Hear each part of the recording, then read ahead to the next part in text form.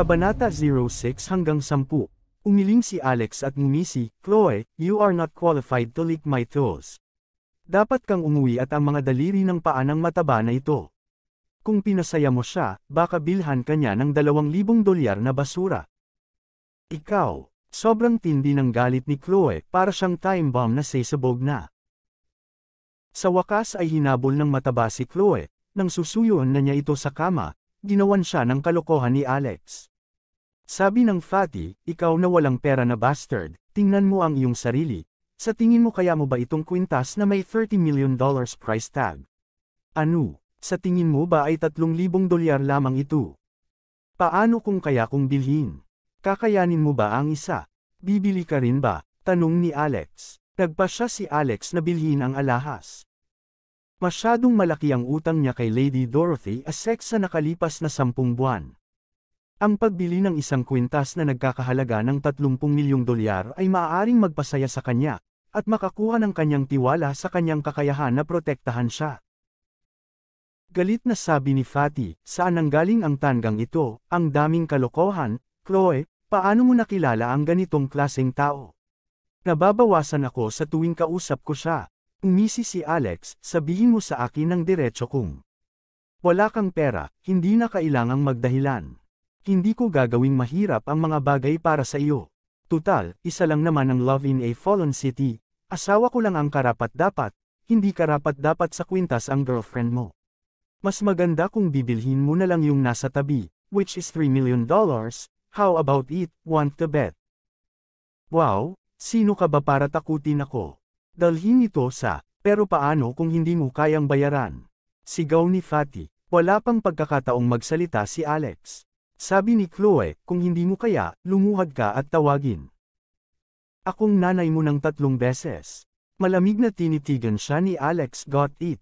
Bigla nilang tinanong ang pinakamalapit na katulong sa tindahan. At nalaman nilang kailangan nilang pumunta sa ikatlong palapag kung gusto nilang bilhin ang Love in a Fallen City necklace. Dumating silang 3 sa ikatlong palapag sa isang kisap mata, hinanap ang counter, at nakita nilang kakilala ang namamahala sa kwintas na ito. Siya ang matalik na kaibigan ni Lady Dorothy, si Cassandra. "Ano, gusto mo bang bilhin ang kwintas na pag-ibig sa bumagsak na lungsod? Nasisiraan ka na ba ng bait?" Matapos marinig ni Cassandra ang tungkol dito, tumingin siya kay Alex at nakaramdam ng sobrang galit. "Alex, hindi ko maintindihan, anong karapatan mong hawakan si Dorothy, maging lalaki ka? Hiwalayan mo agad si Lady Dorothy, huwag mo na siyang pabigatin pa. Hindi mo ba alam, lumapit sa akin si Dorothy kanina at ibinenta ang kanyang singsing sa kasal sa halagang $250 milyong para sa mga gastusin sa pagpapagamot ng iyong ina. Ngayon sinasabi mo sa akin na gusto mong bumili ng $30 milyong na Love in a Fallen City na kwintas. Sa tingin mo ba ako ay isang tanga para maniwala sa iyo?" Alam ni Alex na may masamang mangyayari kapag nakilala niya ito, dahil palagi niya itong kinukutya. Kumagalpak ng tawa si Chloe at ang mataba na nakatayo sa tabi niya. Sabi ni Chloe, "Alex, narinig mo bang ibinenta pa ng asawa mo ang singsing sa kasal, at nandito ka pa, nagpapanggap na mayaman? Aminin mo na lang na hindi mo kayang bayaran. Lumuhad ka, dilaan mo ang talampakan ng aking mga paa, at tawagin mo ako bilang iyong ina ng 3 beses." Nang matapos siyang magsalita ay hinubad niya ang kanyang sapatos at iniunat ang kanyang mga paa. Hindi man lang siya sinulyapan ni Alex, at sinabi kay Cassandra, "Paano kung bilhin ito?" Galit na sagot ni Cassandra, "Kung kaya mong bilhin ito, luluhod ako sa harap mo at tatawagan kitang ama." Snap! Kinuha ni Alex ang kanyang credit card. I-swipe ang card. Kinuha ni Cassandra ang bank card, ibinato kay Alex, at may hinanakit na sinabi, "Puputulan mo na ba? Tumigil ka na sa pakikialam sa trabaho ko dito. Alex, kilala na kita. Huwag mo nang isipin ang $30 milyong na kwintas na iyon, hindi mo kayang bilhin ang isang $3,000 na kwintas. Kung hindi ka aalis ngayon, hihilingin ko sa security guard na palayasin ka rito." Kumunat ang noo ni Alex. "I'm here to buy things, why would you want to chase me out? Cassandra, sinusubukan mo bang tanggalin ang sarili mo?" Kumaway si Cassandra, at sumugod ang 2 security guard na nakapansin na sa nangyari kanina. Sinabi ng isang security guard, Cassandra, ano ang problema? Sinabi ni Cassandra, narito ang taong ito upang manggulo, mangyaring itaboy siya. Malamig na sabi ni Alex, Cassandra, don't be shameless, I'm here to buy things, not to make trouble.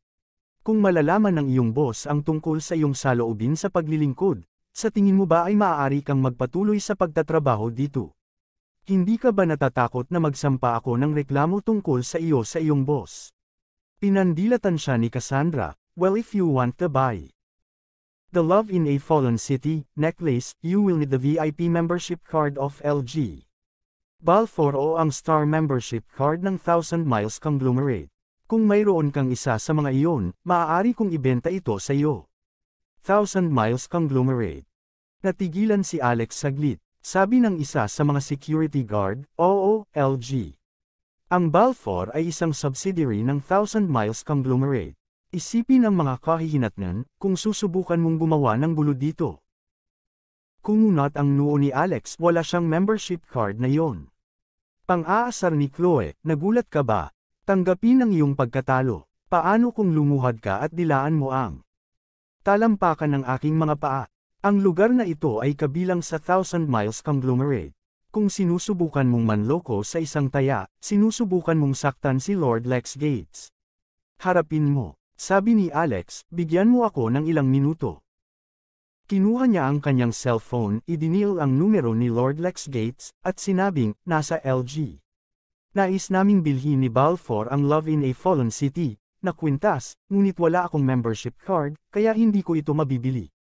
Sinabi kaagad ni Lord Lex Gates, Guro, mangyaring bigyan ako ng 2 minuto, haharapin ko ito kaagad. Ibinaba ni Alex ang telepono at sinulyapan ang lahat, pakiusap bigyan mo ako ng 2 minuto. Umisi si Cassandra, okay, bibigyan kita ng 2 minuto para makita kung anong mga trick ang sinusubukan mong laruin.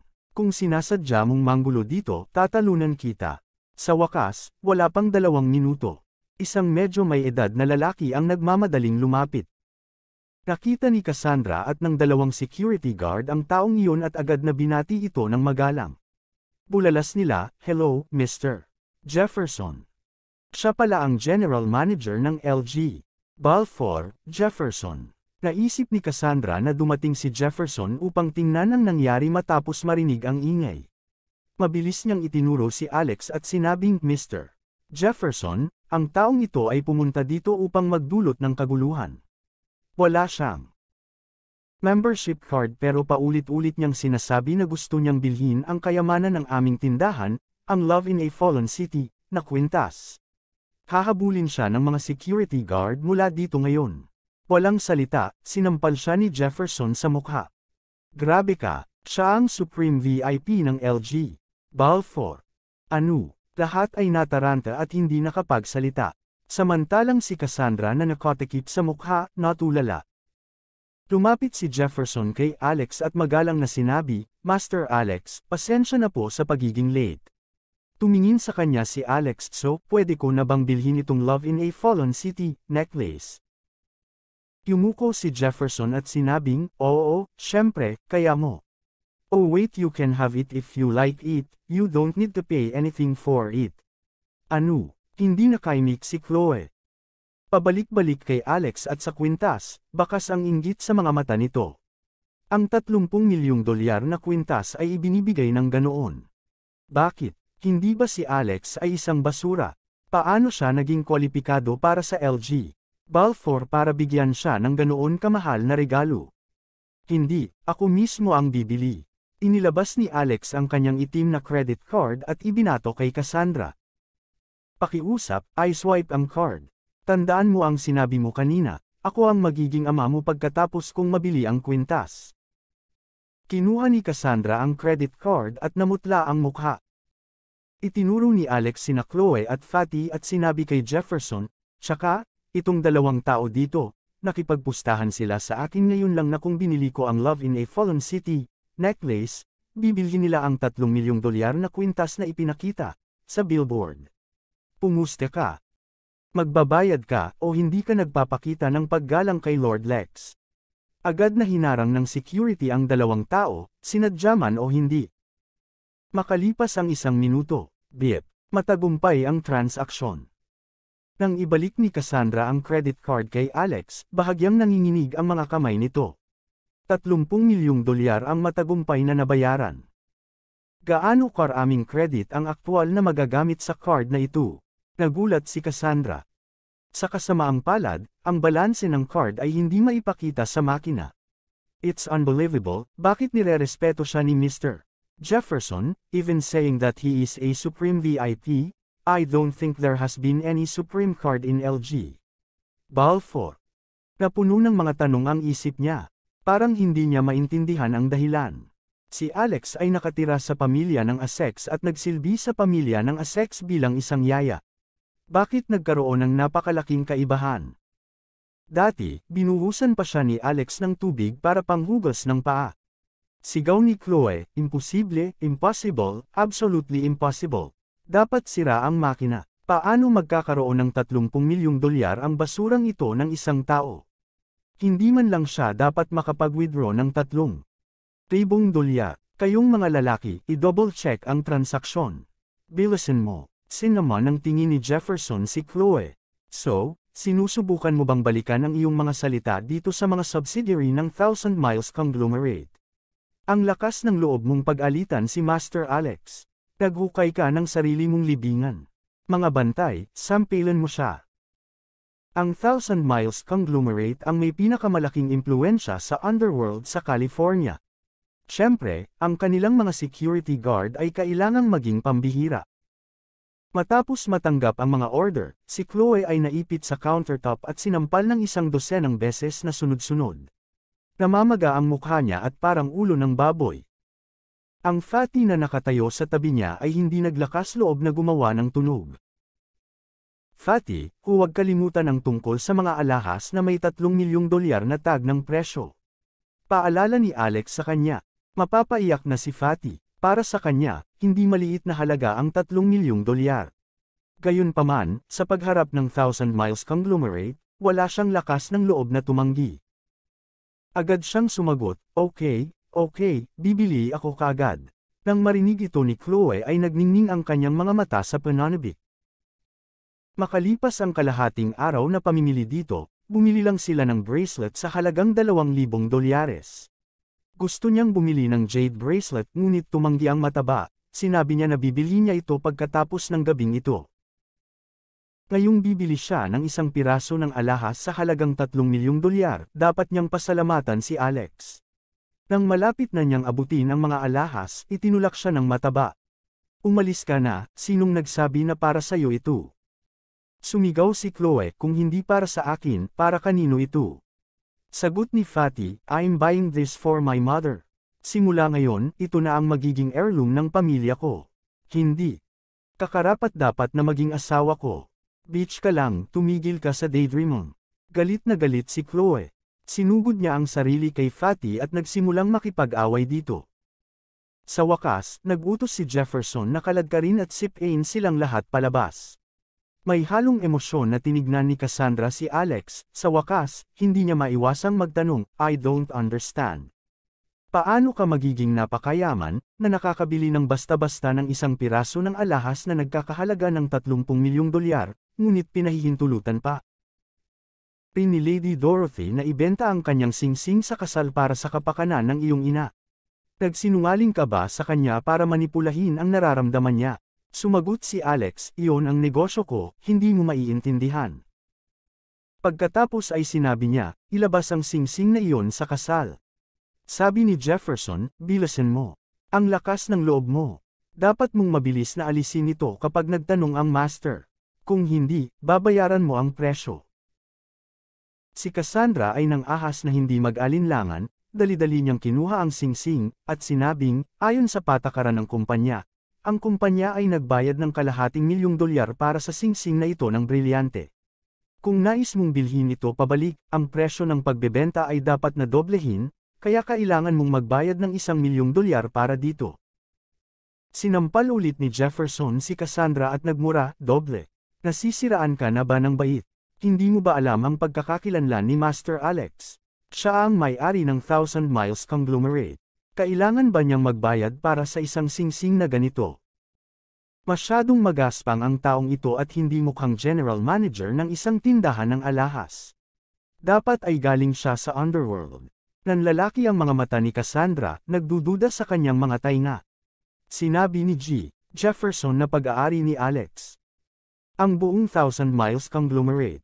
Paano ito naging posible? Hindi siya talo. Siya ang secret boss kung tutuusin.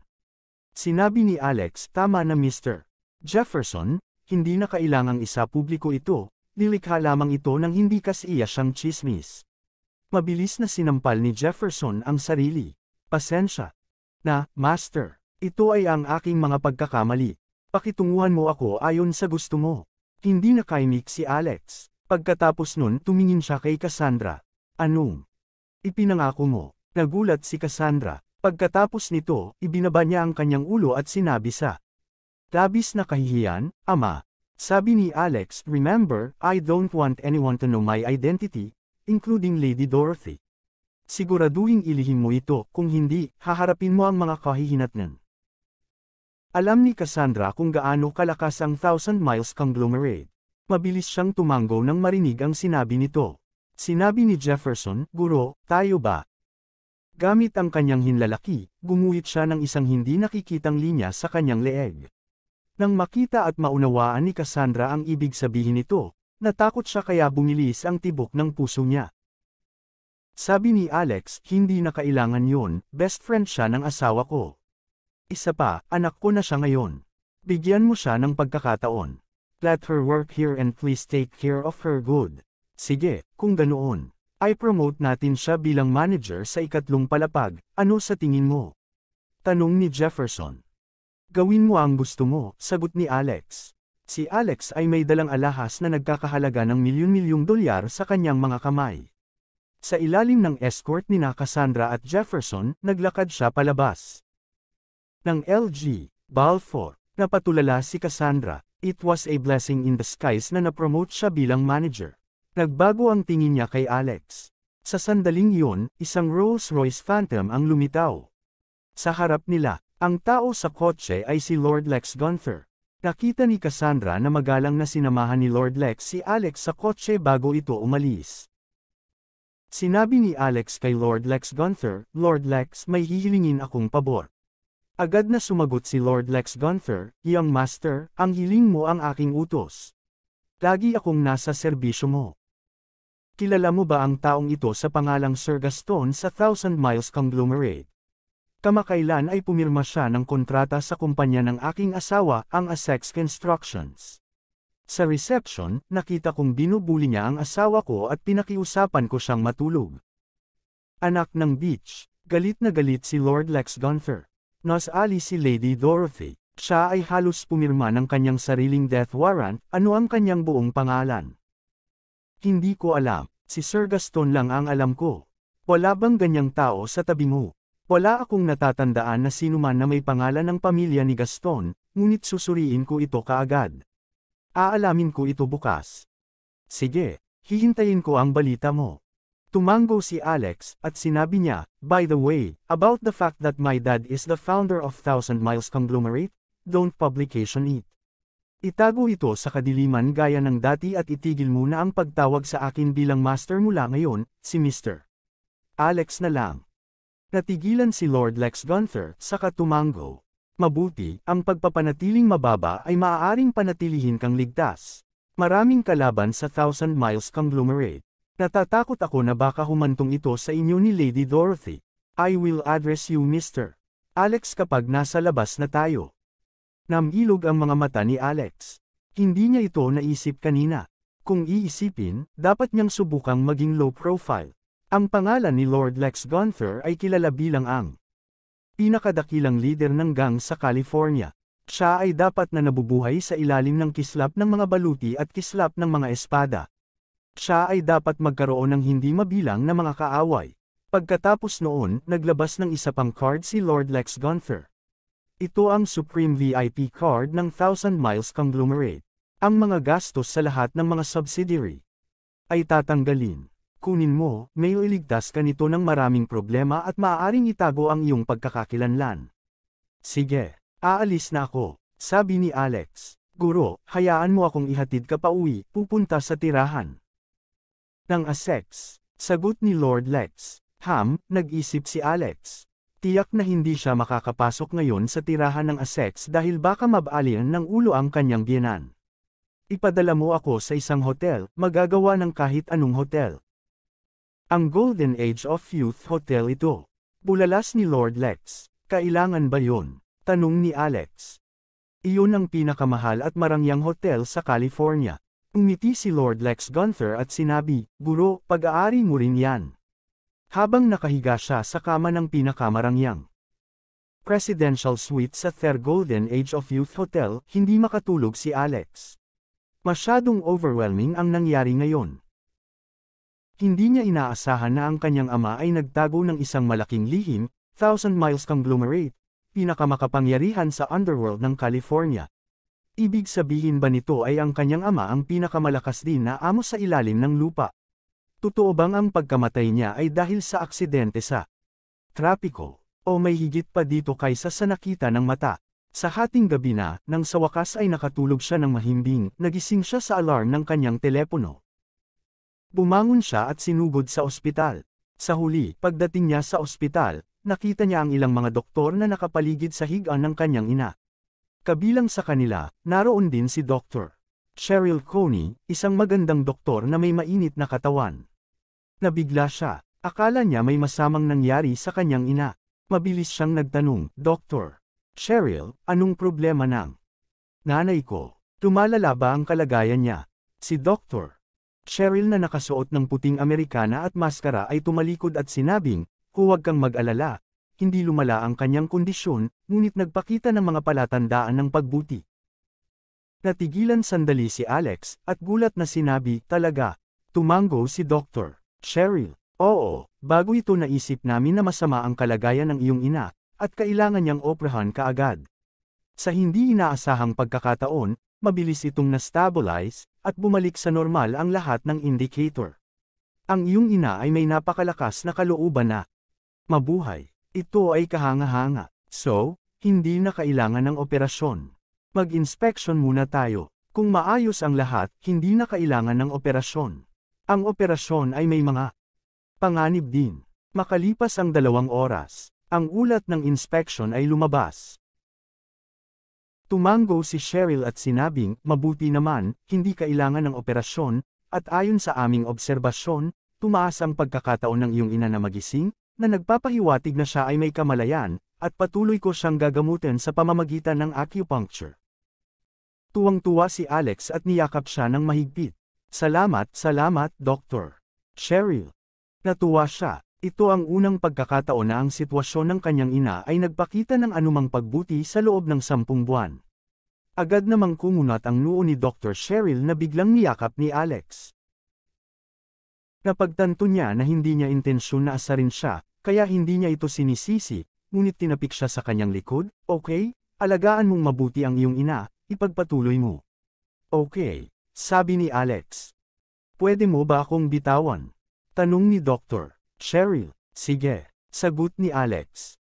Hayaan mo na, bulalas niya. Hindi, Dr. Cheryl, ang iyong buhok ay natigil sa aking damit, sagot ni Alex. Kasabay nito, sa villa ng Essex, dumating si Spark Rockefeller sakay ng kanyang Lamborghini upang makita muli si Lady Dorothy. Bumusina ang sasakyan. Si Madam Claire, na nakasuot ng itim na pajama, ay binuksan ang pinto at binati siya. Oh, Spark, mahal kong manugang, parang ang tagal na kitang hindi nakikita, kahit hindi pa kita nakikita, para lang isang gabi, na-miss ka ni Mama ng sobra. Wala siyang suot na make-up at magulo ang buhok. Mukha pa rin siyang kasing bata ng 30 taong gulang na may mas matured na tukso. Sa pagkakita ng isang masigla at kaakit-akit na babae. Si Spark ay sabik na sumugod at kunin siya sa kanyang mga bisig, ngunit sa kabutihang palad, siya ay lumaban. Naisip niya sa kanyang isip, maghintay lamang hanggang sa makuha ko si Lady Dorothy. Sa oras na iyon wala nang makakatakas sa inyo. Si Alex Rockefeller, na walang kabuluhan, ay hindi makakakuha ng kayamanang ito. Ang tanga, habang nag-iisip ay inabot ni Spark ang Reg Along hawak niya kay Madam Claire. Sinamantala rin niya ang pagkakataon na hawakan siya. Hindi ito namaalaya ni Madam Claire, ngunit ngumiti. Oh, ikaw ang pinakamagandang manugang ko. Hindi mo lang ako binisita kundi dinalhan mo rin ako ng mga regalo. Kumpara sa iyo, ang basurang iyon Alex ay walang iba kundi basura. Pareho kayong Rockefeller, ngunit may napakalaking pagkakaiba sa pagitan ninyong dalawa. Umiti si Spark at sinabing, Nay, bakit mo itinapon ang basurang iyan? Nakakasira ka ng mod. Okay, wala na akong sasabihin. Pumasok na silang dalawa. Si Lady Dorothy at ang kanyang kapatid na babae, si Lady Beatrice ay parehong naroon. Labis na hindi komportable si Lady Dorothy nang marinig niyang walang kahiyang tinawag ni Spark ang kanyang ina bilang nanay, tapos na ang nagawa. Wala siyang paraan at walang magawa. Noong nakaraang gabi, same time na nanumpa si Alex at sinabing may pera siya at madaling malutas ang problema. Ngunit hanggang ngayon ay wala siya kahit saan, kahit isang tawag sa telepono. Maniniwala ba siya sa kanya? Huwag mong sabihin sa akin. Ma, pinili ko itong jade bracelet para sa iyo kagabi. Gusto mo ba? Sa tingin ko ito ay isang perpektong tugma sa makatarungang balat sa iyong magagandang mga kamay. Habang ang brilyante na kwintas na ito, Sis Beatrice, ay para sa iyo. Maganda ka, suotin mo. Magiging maganda ito sa iyo. Inilabas ni Spark ang mga regalo, sweet talking. Agad namang napatulala ang dalawang babae. Hindi sila makapaghintay na isuot ang mga ito. Inihambing muli ni Madam Claire si Alex Rockefeller kay Spark at desidido siyang hiwalayan si Lady Dorothy kay Alex. Kung ikukumpara ang magkapatid na Rockefeller, magkaiba sila ng mundo. Habang tinitignan niya ang jade bracelet sa kanyang kamay, lalo siyang nagustuhan, ngunit nang makita niya si Lady Dorothy na nakaupo sa sofa, nananahimik, agad niyang inilibot ang kanyang mga mata at sinabing, Mahal kong manugang, ikaw. Bumili ng mga regalo para sa iyong ina at kapatid na babae, mayroon ka bang binili para sa iyong asawa, Dorothy? Hindi mapalagay si Lady Dorothy at sinabing, Nay, kaiya-hiya ka. Hindi pa kami hiwalay ni Alex. Ako pa rin ang asawa ni Alex. Malamig nang umuso si Madam Claire. Asawa, kalokohan. Nahawakan ka na ba niya? Nabenta muna ang singsing sa kasal, ano pa ang dapat pag-usapan? Dahil narito ngayon ang Spark Rockefeller, hilingin sa basurahan na lumapit ngayon at makipaghiwalay. Pagkatapos kunin ang iyong sertipiko ng kasal kay Spark, at maging asawa ni Spark Rockefeller. Narinig ito ni Spark at tuwang-tuwa. Suportado ni Lady Beatrice, yes, sis. Sa tingin ko iyon ay isang magandang ideya. Pagpatay ng dalawang ibon gamit ang isang bato. Anyway, I won't acknowledge Alex that trash as my brother-in-law. Isang binata lang na tulad ni Spark ang karapat-dapat na maging bayaw ko. Pakiramdam ni Lady Dorothy ay walang lakas at mahina. Hindi siya nakaimik. Pagkatapos ay sinabi ni Spark, okay, mag-file tayo para sa iyong diborsyo at magparehistro ka agad para sa ating kasal. Nakaramdam ng labis na pagkasuklam si Lady Dorothy at sinabing, hindi mo pa nalulutas ang problema para sa akin. Pag-usapan natin ito kapag nalutas na ang problema. Umiti si Spark at sinabing, madali lang yan. Hehe, wala namang hindi kinaya ng mga magulang ko, di ba? Madali, tanghali na pala. Paano ba naman kung kumain muna tayo ng tanghalian, pagkatapos ay maaari mong hiwalayan ang basurang iyon? My dad can step in for you. Dorothy, I am not threatening you, this is to show sincerity to my dad. Kung hindi, paano siya maniniwala na gusto kitang pakasalan kung kasal ka pa? Tumango si Madam Claire. Agad na sinabi, hayaan akong tawagan ang basurang iyon. Alas 11:30 ng umaga, kalalabas lang ni Alex mula sa ospital at aalamin sana kay Lord Lex Gunther kung naayos na ba ang problema. Ngunit bigla siyang nakatanggap ng tawag mula kay Madam Claire na nagsasabing sila ay kakain ng tanghalian. Spark Rockefeller at hiniling sa kanya na dalhin ang kanyang sertipiko ng kasal upang makilala sila. Gusto niyang dumiretso sila sa opisina para maghiwalay pagkatapos ng tanghalian. Nagdilim ang mukha ni Alex. Diborsyo. Okay, pupunta ako dyan. Nagpasya siyang dalhin ang Love in a Fallen City necklace na nagkakahalaga ng 30 milyong dolyar upang itulak ito sa mukha ni Madam Claire at Spark Rockefeller. Makalipas ang kalahating oras, nagmamadaling pumunta si Alex sa restaurant. Pagpasok pa lang niya, nakita niya si Spark na naglabas ng isang kahon ng alahas at sinabi sa kanyang asawang si Lady Dorothy, Dorothy, para sa iyo ang puso ko. Tumatawag ako sa langit at lupa bilang aking saksi. Katulad nitong nag-iisang kwintas sa mundo, gusto kita sa buhay ko, ikaw at wala ng iba. Pagkatapos, binuksan niya ang kahon ng alahas at ipinakita ito kay Lady Dorothy. Tinakpan ni Lady Beatrice ang kanyang bibig at napabulalas, "Oh my God! Ito ba ang kayamanan ni LG Balfour, Love in a Fallen City, na nagkakahalaga ng $30 million? May nakita ako sa internet na nagsasabi na may isang misteryosong lalaki na bumili ng kwintas kagabi, at ikaw pala, Kuya Spark Rockefeller. Sister, napakapalad mo." Natigilan si Spark. Ang Love in a Fallen City necklace na hawak niya ay isang imitasyon, ngunit hindi niya inaasahan na may bumili ng kwintas na may $30 million price tag. Gayunpaman, mas mabuti kung ang kwintas ay binili kung gayon walang paraan upang makumpirmo na ang kwintas na hawak niya ay peke, at sinabi niya kaagad, "Oo, binili ko ito sa halagang $30 milyong kagabi." Peke ang sayo. Ang hawak ko ay ang tunay na Love in a Fallen City necklace. Sa pagkakataong iyon, napangiti si Alex. Pumasok siya at inihagis ang jewelry box sa kamay niya sa mesa. Nagkaroon ng pin drop na katahimikan. Nagulat ang lahat ng nasa private dining room na iyon. Ngunit makalipas ang ilang segundo, isang tawa ang bumasag sa katahimikan. Nagtawanan ang lahat. Tanging si Lady Dorothy lamang ang labis na nadismaya matapos mabigla. Pagkatapos ay bumulalas si Madam Claire, "Kaya mo bang bilhin ang Love in a Fallen City necklace na nagkakahalaga ng $30 million? Nakatulog ka ba sa kalye kagabi? Tulog ka pa siguro, nananaginip ka pa ha? Kung kaya mo ang kwintas na ito, kakainin ko itong mesang ito." Walang pakialam na sagot ni Alex, "Ma, hindi mo na kailangang kainin ang mesa, hindi sapat ang iyong mga ngipin para makagat ito." Nagtaas ng kilay si Madam Claire at umirap, "Ma, sino ang iyong ina? Nasa ospital pa ang nanay mo, half-dead. Mula ngayon, si Spark Rockefeller ang nag-iisang manugang ko, at siya lang ang kwalipikadong tumawag sa akin bilang ina. Ikaw, hiwalayan mo si Dorothy sa hapon." Sumulyap si Alex at naikuyom ang kamao.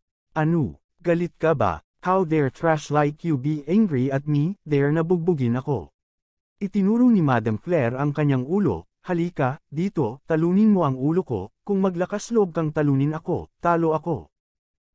Hindi mapakali si Alex na harapin ang shrew na ito. Sa halip, tumingin siya kay Lady Dorothy at sinabing, "Dorothy, sinabi ko sa iyo na hindi na ako dati. Ngayon, kaya ko nang protektahan ka at lahat ng tao sa paligid ko."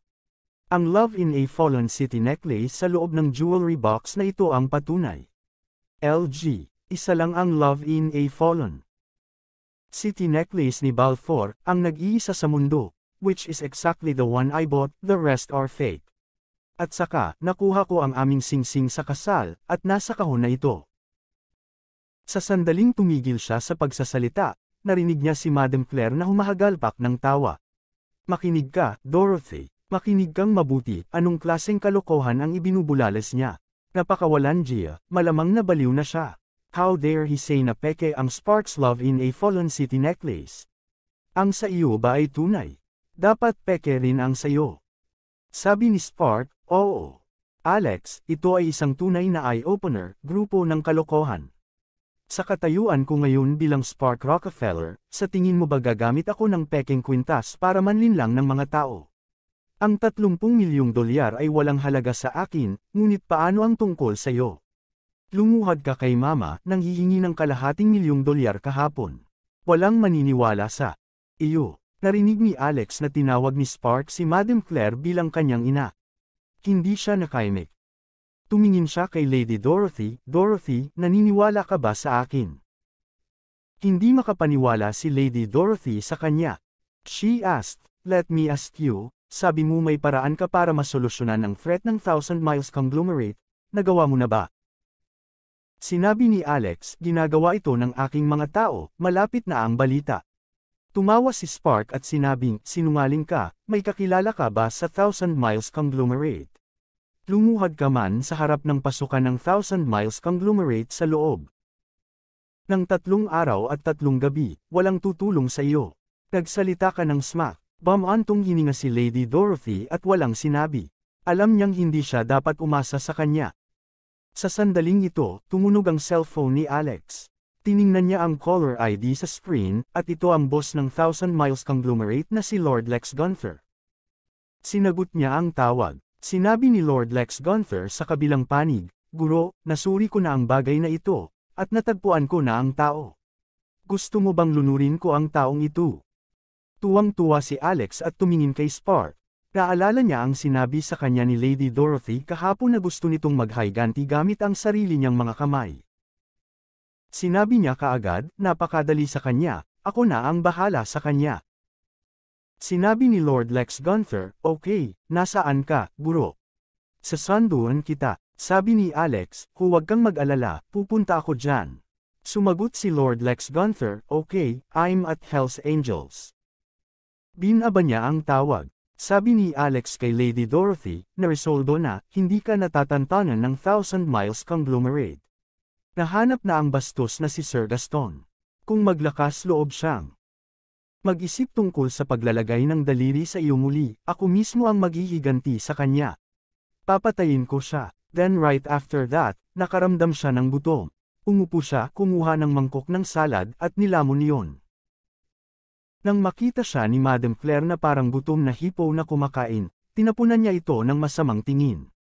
"Hindi mo kayang magkaroon ng maayos na pagkain, anong lakas ng loob mong patuloy na mangarap ng gising?" Hindi ito pinaniwalaan ni Lady Dorothy. Pagtingin kay Alex na nagsasalita ng malaki at nagpapantasya, nadurog ang puso niya. Bigla siyang tumayo, kumuha ng tasa, at itinaboy ito. Sa mukha niya, "Nakikiusap ako, please gumising ka na. Tumigil sa pangangarap. Kailan ka titigil sa pagpapakatanga? Dapat mong alagaan ang iyong ina sa ospital." Pilunok ni Alex ang pagkain at pinunasan ang mukha. "Dorothy, dapat kang magtiwala sa akin, maghintay ka lang, makakatanggap ka ng balita sa lalong madaling panahon." Buong kumpiyansa, tumalikod siya at umalis. Galit na hinablot ni Madam Claire ang kahon ng alahas, inihagis ito sa labas ng pinto, at nagmura, "Baliw ka.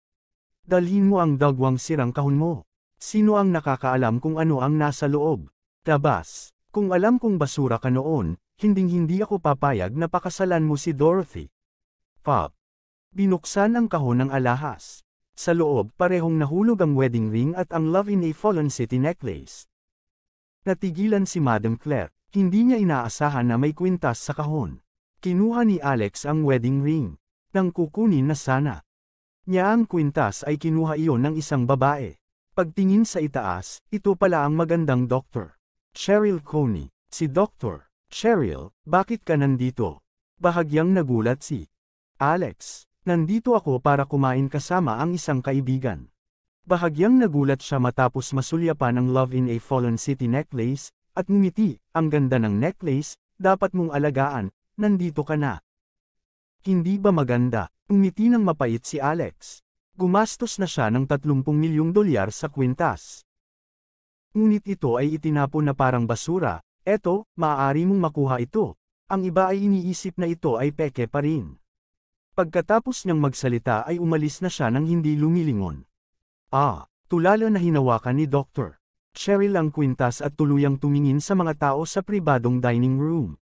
Iniligpit niya ang kwintas at naglakad patungo sa kanyang pribadong dining room. "Fake necklace lang yun, kunin mo at umalis ka." Umisi si Madam Claire. "Nakita mo, madaling ibigay ito sa isang dumadaan na tulad nito, at naglakas loob pa." Pinsyang sabihin na ito ay ang Love in a Fallen City necklace na nagkakahalaga ng $30 million. Tingnan kung sino ang nakakuha ng tunay na Love in a Fallen City necklace ngayon.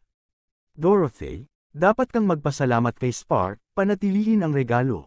Ang kwintas na ito ay tanda ng pagmamahal ni Spark sa iyo." Si Lady Dorothy ay sampungin at umiling. "Masyadong mahal. Ito, hindi ko matatanggap." Kinuha ni Madam Claire ang kwintas at sinabing, "Babae ka. Sige, itatago ko ito para sa iyo, hanggang sa araw na ikasal ka kay Spark." Sa sandaling ito, pumasok si Cassandra. "Dorothy, nandito ka pala. Hinanap kita sa lahat." Nabalitaan niya na maaaring magdiborsyo sina Lady Dorothy at Alex Rockefeller, kaya pumunta siya upang tumulong na panatilihing magkasama ang kanilang kasal. Alam niyang si Alex ay mayroong Thousand Miles conglomerate na sumusuporta sa kanya. Iyon ay isang tunay na malaking pagbaril. Kung maaari niyang hawakan ang pagiging kaibigan nina Alex at Dorothy, maaari siyang maging mapayapa sa buong buhay niya. Ngunit hindi niya alam ang dahilan kung bakit inilihim ni Alex ang kanyang pagkakakilanlan. Hindi niya mailabas ang pusa sa bag, ang pinakamahusay na magagawa niya ay tulungan silang mailigtas ang kanilang relasyon. Sa totoo lang, sa puso niya, mas gusto niyang pakasalan si Alex. Hoy, itong kwintas. Bigla niyang nakita ang kwintas sa kamay ni Madam Claire, bakit parang ang Love in a Fallen City necklace? Nagmayabang si Madam Claire at sinabing, Cassandra, tama ka, ito ang nag-iisang Love in a Fallen City necklace, at ito ang tanda ng pag-ibig ni Spark kay Dorothy. Napatingin si Cassandra sa kwintas, pagkatapos ay sa Spark Rockefeller. Pagkatapos nito, ipinakita niya ang pang-aalipusta at sinabing, sa tingin ko ay niloloko ka ng isang taong may lihim na motibo. Hindi ito ang Love in a Fallen City necklace, isa itong replika. Ito ay peke. Tumayo si Spark na may malungkot na ekspresyon, bullshit. Ano ang alam mo tungkol sa pagiging tunay? Ito ang tunay na Love in a Fallen City necklace. Umisi si Cassandra, ibinenta ko ang tunay na Love in a Fallen City necklace. Paanong hindi ko malalaman? Ang kwintas na ito ay peke. Sa sandaling sinabi niya iyon, nataranta ang lahat sa pamilyang Essex. Siyempre, hinding-hindi aaminin ni Spark na ang binigay niya ay pekeng kwintas lang na nagkakahalaga lang ng $2,000. Kung inamin niya ito, hindi ba sayang ang mga pinaghirapan niya noon? Bigla siyang tumayo, tinuro si Cassandra, at sinabing, hindi ko alam kung ano ang relasyon mo at ng basurang iyon. Alex, para panindagan mo siya, sino ka para pagdudahan ang mga alahas na ibinigay ko? Alam mo ba kung sino ako? Umisi si Cassandra at sinabing, syempre alam ko kung sino ka. Isa kang spoiled brat na sinusubukang kunin ang ari-arian ng pamilya ni Alex. Sa totoo lang, lahat ng mayroon ka ngayon ay kay Lady Dorothy.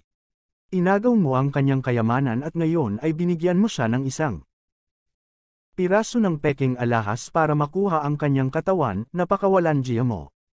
Ngayon na naniniwala siya kay Alex Rockefeller. Tinuring pa niya ito bilang ama kaya natural na paninindigan niya ito. Malamig nang umuso si Spark. Palagi mong sinasabi na ibinenta mo ang Love in a Fallen City necklace, tapos kanino mo ibinenta? Sumagot si Cassandra, ito ay. Habang sasabihin niya sa kanila na si Alex iyon, bigla niyang naalala ang babala nito. Hindi mabubunyag ang kanyang pagkakakilanlan kaya itinikom niya ang kanyang bibig. Bakit ko sasabihin sa iyo? Galit na galit si Spark. Hinampas niya ang mesa na ikinalog ng tubig sa baso. Tumingin siya kay Madam Claire at sinabing, Madam Claire, hindi ko maintindihan ang relasyon mo sa kanya. Pumunta siya dito para gumawa ng malisyosong impormasyon at siraan ako. Kung iyon ang kaso, tinatanggap ko ito bilang nag-overact ako, ngunit wala akong magagawa para makatulong kung sundan ka ng Thousand Miles conglomerate. Napangisi si Cassandra. Masisiguro ko sa iyo na ang Thousand Miles conglomerate ay hindi kailanman susunod sa pamilya Essex. Bago siya nagpatuloy. Dinampot ni Madam Claire ang kanyang baso at sinaboy ang red wine sa mukha ni Cassandra. She scolded, You there? What benefit did that trash Alex gave you to destroy Dorothy and Spark's wonderful marriage? Umalis ka dito. Huwag kang maglakas loob na pumunta muli sa pamilyang Essex. Pagkatapos, mabilis niyang sinabi kay Spark, mahal kong manugang, kuminahon ka, baliw siyang babae, wala siyang pakialam sa ugali niya, wala siyang alam kahit isang bagay tungkol sa $30 milyong na halaga ng alahas. Ang mga alahas na binili mo ay ang tunay. Basang-basa at nahihiya si Cassandra. Napatingin siya kay Lady Dorothy at biglang tumawa. Dorothy, pagsisisihan mong hiwalayan mo si Alex. Umiling siya at sinabing, mabilis na tumayo si Lady Dorothy at humingi ng tawad. Ngunit sumigaw si Madam Claire, pagsisihan mo ang aking puwet. Nagseselos ka ba kay Dorothy, na malapit nang maging binibini ng Rockefeller Group, pero ikaw, wala pang may gusto sa'yo. Magwala ka, bubugbugin kita kapag nakita pa kita. Biglang nakiramay si Cassandra kay Alex. Si Madam Claire ay isang hanggal sa pera. Isang ina na handang ibenta ang kanyang anak. But the funny part was, she too made fun of Alex. Si Madam Claire ay isang kaso ng kasakiman na napakalayo. Siya ay lampas sa pag-save. Mga anghel ng impyerno. Matatagpuan sa pinakamahalagang lupain sa gitnang lungsod ng California, sinakop nito ang isang lugar na 1 ektarya.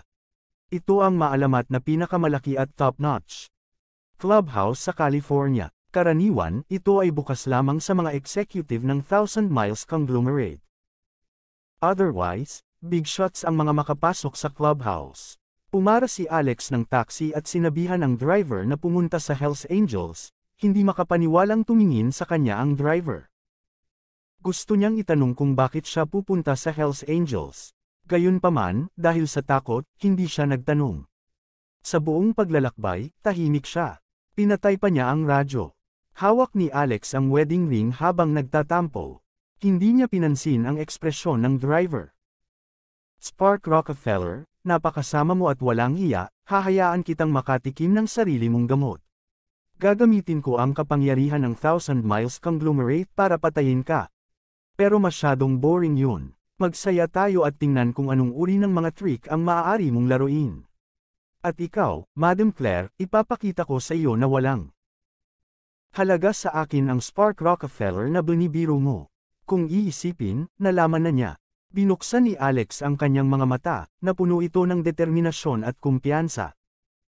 Nasa kanya na ang kapital na ito ngayon. Maya-maya pa, nakarating na sila sa Hells Angels. Pagkababa ng sasakyan, itinaas ni Alex ang kanyang ulo at naglakad patungo sa pinto. Tumigil ka. Ang mga hindi autorisadong tauhan ay hindi makapasok sa Hells Angels. Isang malakas at mabangis na boses ang sumigaw patungo sa kanya. Nagulat si Alex at naisip, hindi madaling pumasok sa Hells Angels, ang isang solong bellboy ay may ganoong sigla. Ayon sa alamat, maraming master, mersenaryo, martial arts masters sa Thousand Miles conglomerate. Isa ba siya sa mga iyon? Gayunpaman, siya ang tunay na boss ng Thousand Miles conglomerate. Kahit anong klaseng Panginoon siya, nagtrabaho pa rin siya para sa kanya. Nanatili siyang kalmado, at malumanay na sinabi, hindi ako isang hindi autorisadong tao, hinahanap ko si Lord Lex Gunther. Galit na galit ang bellboy. Nakakainis, sino ka para tawagin si Master Lex sa pangalan niya? Lumuhad at humingi ng tawad. Kumunat ang noo ni Alex. Hinahanap ko si Lord Lex Gunther. Niyaya niya ako dito, magtiwala ka sa akin. Pumasok ka at sabihin sa kanya na nandito si Rockefeller. Sa sandaling ito, mayabang na pumasok ang isang binata na nakasuot habang sumipol. Nakita niya si Alex na nakaharang sa pinto at nakangiting sinabi, "Oh, sino ito? Hindi ba ito ang pinakamasamang cuckold sa California? Ang pagkakaroon ng isang asawa na hindi pinapayagan ang kanyang asawa na hawakan siya. Isang inabandonang anak ng mga Rockefeller." Tumingin sa kanya si Alex at hindi siya nakilala. Malamig niyang sabi, "Sino ka? Sino ka para husgahan ako?" Damn, napangisi ang lalaki. "May galit ka pa, balita ko hihiwalayan ka ng asawa mo." Sok sok sok. Ang iyong asawa, Lady Dorothy, ay isang tunay na kagandahan. Ngunit masaya ka ba pagkatapos magpakasal muli ang iyong asawa? O hindi? Masaya. Malamig na tinignan siya ni Alex. "Sabihin mo sa akin kung sino ka." Tumawa ang binata. "Hahaha, ano naman? Gusto mo bang maghiganti sa akin?" Takot na takot ako. Sarkastikong sinabi niya, "Makinig kang mabuti, ako si Gaston Gates. Ako ang taong nasaktan ng iyong asawa sa reception ilang araw na ang nakalipas. Paano ba naman, galit ka ba? Binabaliktad para sa iyong kumpiyansa. Kawawa ka, isang cuckold, walang kwentang dala ang sapatos ko. Kalimutan mo na, ayokong makipag-away sa'yo." Ang Sir Gaston Gates pala yon.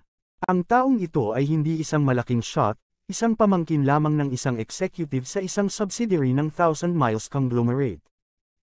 Sa makatuwid, hindi siya makilala ni Lord Lex Gunther. Matagal nang hinanap ang taong ito. Pagkatapos, tinawag ni Lord Lex Gunther si Alex sa Hells Angels. Ang nakakatuwa, naisip ni Sir Gaston Gates na tinawag siya ni Lord Lex Gunther sa Hells Angels para sa ilang mabuting gawa. Tinitian niya si Alex. Umisi si Alex, "Kaya ikaw. Anumang huling salita, Galit na galit si Gaston Gates. Tanga ka, kanino ang huling salita? Maniwala ka man o hindi, hindi kita hahayaang mamatay ng mapayapa. Umiling si Alex. Hindi ako naniniwala. Ito ang Hells Angels, ang kanyang palaruan. Naniniwala siya na mabibigyan niya ito ng leksyon. Sa sandaling ito ay may isa pang boses, hindi rin ako naniniwala. Galit na galit si Gaston Gates. Sinong tanga ang nagsasabi na hindi siya naniniwala? Ibinaling niya ang kanyang ulo. Nakita niya kung sino ang nagsalita at natigilan siya. Master Lex, Gunther. Forget what they doing, keep on doing.